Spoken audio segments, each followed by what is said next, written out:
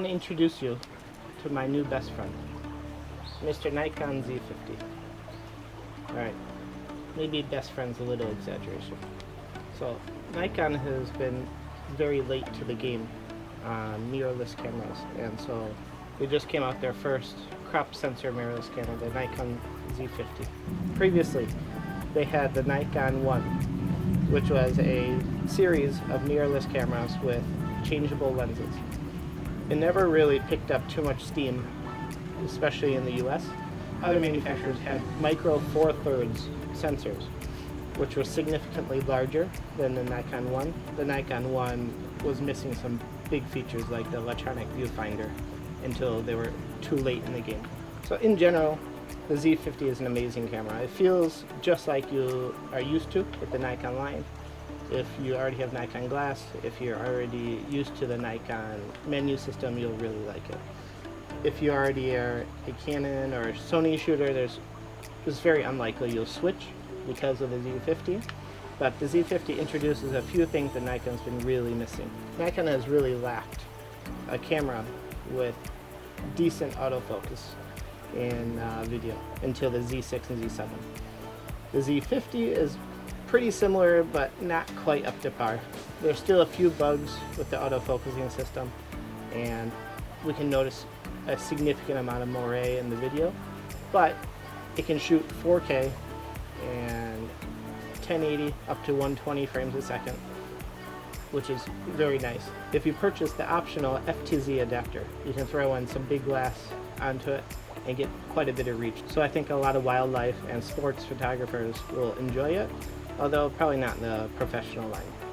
This is a consumer-based camera. It's priced as a consumer-based camera. Another great advantage of such a small and light body is that it fits great on just about any gimbal. It is probably the lightest and smallest body that I've felt with a crop sensor. Although it doesn't feel so cheap, it is very light, especially with the bundled lenses. They offer a 16 to 50 as well as a 50 to 250. Both of them feel pretty light, cheap, the normal feel for a crop sensor bundled lens. If you ever shot video with a Nikon, you know that Nikon has always had very bad autofocus on any of their DSLR lens. They've had horrible autofocus. You get a lot of hunting, it just won't grab it, no tracking of objects.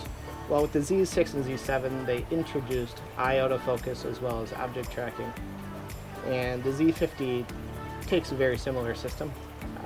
It's not quite as accurate as I've noticed with the Z6 and 7 with the eye detect as well as object tracking, but is a huge improvement over the previous systems. So if you're a Nikon shooter and you've had Nikon gear for a long time, you'll be very excited that you might actually be able to use the Z50 for video with autofocus. Even on the pro bodies, Nikon has never had good AF with the video. This is like a great improvement. It's their first crop sensor. Hopefully they can only get better from here. I have noticed several times that while shooting the Z50, it just won't focus. I can press the autofocus button, I can touch on the screen, it just won't focus. I have to do something to kickstart it, usually move the camera around, change the scene, sometimes stop, restart the recording, and then it just starts working. And once it grabs on, it does great. When I record small objects or fast-moving objects like kids or birds, when they leave the frame and come back, it seems to grab it if it leaves and comes back pretty quickly. If it leaves the frame for more than a second or so, it won't grab it, so you have to retouch it, but it is so much better than previous Nikon gear, D850 to D500, and basically you have to shoot those in manual focus. One of the biggest changes going to mirrorless is the electronic viewfinder. Everyone's been talking about it, but if you're a Nikon person, especially if you're not able to purchase the Z6 or 7, you've never really experienced the electronic viewfinder. There are huge advantages to using the electronic viewfinder. One of them is that you can see the exact exposure level when you look through the eyepiece. When you look through, you can see exactly how the picture is going to turn out. Unlike with normal DSLRs, you can look through it and you have to use the meter. So this is very helpful, especially when you're a very light or very dark scene, that you can look through the viewfinder and see how do the shadows look. Are the shadows underexposed, or how do the highlights look?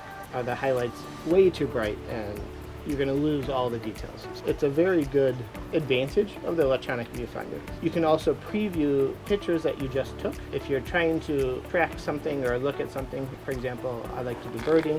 When you take a picture of a bird, you don't have to bring the camera down to look at the screen and then bring it back up to your body, because you can lose the bird, you can startle it. So it's a big advantage. Now, there are negatives to the electronic viewfinder. One of them is it's constantly using the battery, because it's always on when you have it up to your face. When you hold it normally, you get to see the screen. When you hold it up to your face, there's a sensor, and the screen turns off, and you get to view through the viewfinder. But that constantly uses the battery. I found that I have some difficulty, especially when trying to focus on small objects. I have difficulty being able to find the objects. So, for example, if it's a bird or something like that, with the standard DSLR viewfinder, it's much easier to find small objects, especially if you're searching through the bushes or something like that. You'll have to get used to it. I'm sure I'll get used to it eventually, but right now it makes it much more difficult to find a bird in a tree or find my child during a concert at school. So now let's talk about the glass that comes with it. You can either buy just the body. You can buy the body with the 16 to 50, or you can buy the body with the 16 to 50 and 50 to 250. The 16 to 50 is tiny. This glass is very small, very light, feels very cheap, but it actually performs very well. It's very sharp, pretty soft in the corners, but for a bundled lens, it's the best that I've seen from Nikon. It doesn't feel extremely durable, but it performs very well. It has VR built in, since the body does not have VR. Same with the 50 to 250. A little bit heavier, it feels a little bit better made, but still it feels like a bundled lens. It's not the highest quality. It has built-in VR and pretty sharp, especially towards the middle. Now, one thing that these lenses do have, which some people don't like, and usually the people that don't like it are the pros, because they want to have big, heavy glass that feels wonderful. People that are going to buy a camera like this usually want it for travel, for family uses, so they don't mind. Before you can start using the lens, you have to twist it, and then you're at the lowest. So this is 50, and then you can go out to 250. And then it goes compact for storage or walking around with it. I actually kind of like it. Makes it much smaller. I travel a lot. I can throw this in my bag much better than a much larger camera with much bigger glass. So both of these lenses are very acceptable. Unless you have a huge Nikon lens lineup already, I would suggest getting the bundle. The bundle price was very reasonable. Both lenses are very acceptable. Now, if you do have Nikon glass already, you have to get the F2Z adapter. Try to find a sale or a deal. I bought mine used. The F2Z adapter will allow you to use all of your existing glass on the Z50. The problem with the adapter is there's no autofocus motor in it, so you have to have AFS lenses. You can put both full frame and crop lenses on the Z50 with the same crop factor. So you put a 200, that's a full frame lens, it becomes a 300 equivalent. The performance out of the Nikon glass, like AFS line, just like on the DSLRs. But there is a drawback. The Z lenses will have much better AF in video mode. AFS lenses, you won't really tell a difference when you're shooting pictures, but in video you'll notice slight hunting. You'll also pick up some of the AF noise. The Z autofocus noise is very little to none. Basically, you can't hear the autofocus on it at all, which is great. You don't want that kunk kunk kunk noise that you get in the old Nikon AF lenses or AFS. Who would buy this and what would they use it for? I think most people are going to be either first-time Nikon users or first-time mirrorless users who are already invested in Nikon. It is a very small, very compact, feels great in your hand. You can carry it all day. You can throw it over your shoulders, strap it to your wrist, whatever you want. Small enough, it's compact enough that it can go with you anywhere. Great uses of taking pictures, being able to use video from the same device. The Z50 is not a pro body, so We cannot expect it to have all the same features as the Pro cameras, but honestly, most users don't need those features.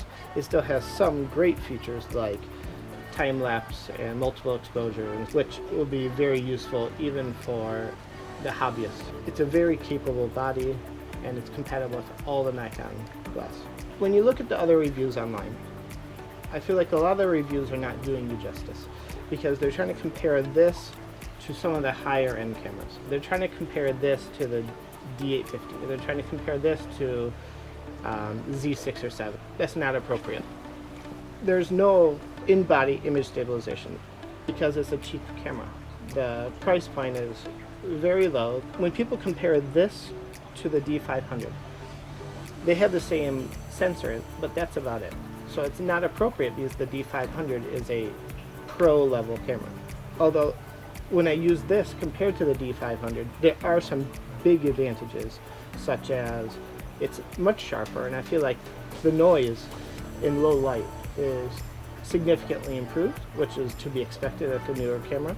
You're not going to have the performance out of autofocus like you do on the D500, and it's not going to feel as heavy or strong, or you're not going to get the battery life like you do out of those. So like I said, most likely this will be for first-time Nikon buyers or first-time mirrorless shooters, and it's going to be a very reasonably priced solution for being able to take a camera and throw it in your bag. You buy this and you buy a memory card. You don't have to buy an expensive memory card, no XQD or SD UHS-2. Just get normal SD UHS-1, throw it in here. I got 256 gigs for $50. It's extremely cheap, and you can throw it in your bag and go. If you want to spend a little bit extra, you can get a small cage for it for video, or you could get a little bit better strap than comes with it. And the strap that comes with it is really cheap, and I don't like it. One must-have purchase is caps for the lenses. If you get the kit lenses, it comes with these really cheap white caps, and they don't even screw on. They just fall off. Go online, buy the real caps for the lenses, so that you can change lenses and feel confident that it's not going to fall off while traveling. In conclusion, Nikon did a very good job. I'm not a Nikon fanboy. Kind of. Being as unbiased as possible, I've touched bodies of all the different brands, and it feels great. The grip is great, the look, the feel, everything is good. The menu system, if you're a Nikon person, you'll love it. If you're Canon or Sony guy, you'll complain about it. But if it's your first camera, I feel that the menu system is very intuitive. It's only going to get better. Well, I want to thank you for watching. Like this video if you found it useful, or subscribe if you want to get future updates. If you have any specific questions, please leave it in the comments and we will be more than happy to answer them.